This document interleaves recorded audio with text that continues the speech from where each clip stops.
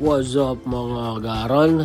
Dinaluwat kita yan may bago naluwat kita nga project. Hini nga atong project is vintage na bike. Yes, may nakumali nga customer. Nagtapo diya aton. So, upayon naton ini pag-ayad na iya bike. So, yan na, gintitikangan nini naton mekaniko nga tisoy. Hilik-lik.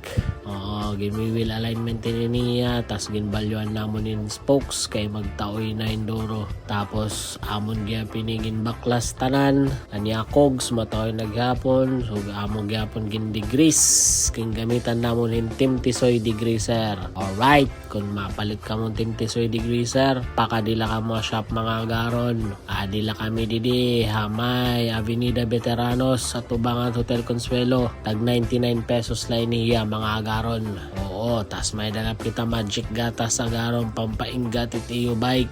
Ang gusto niyo bagan brand new iyo bike, akadila ka mo didi tag 60 pesos la.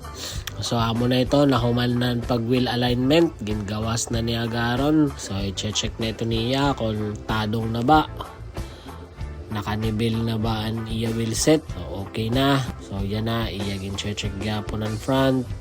So makita ka mo vintage good din nga bike. Original color pa niya. Gasi namon dabam iniya nga frame pero diri ngayon DJ bike niya. Ganado naka outer cable. Tapos sa niya drivetrain niya group set is Diori XT. Ang kadaan na Diori XT. Astig niya garon. So niyan kikitaon tayo ni kung anot kakagawsan. So yan na nagtaod na garon ng mga leading and rotors. Iyan nagyapon ginset. Yes, okay, mapaspas na trabaho garon no. Kitaan ninyo.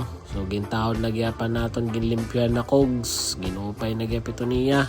Nawara na ito niya taoy kay tungod ang Team Tisoy degreaser. So gina-adjust gyap niya yan na and brake pati ang mga brake cables pinananggal gyap ito namon, ginbalyar namon ito tanan. Uy, may na pa umabot nga customer. Yes, in-check niya. So nagpa-tunod to. So yan na, balik kitan bike. Yun, natulo na namon ang bike. Makikita man niyo smooth lakadoro.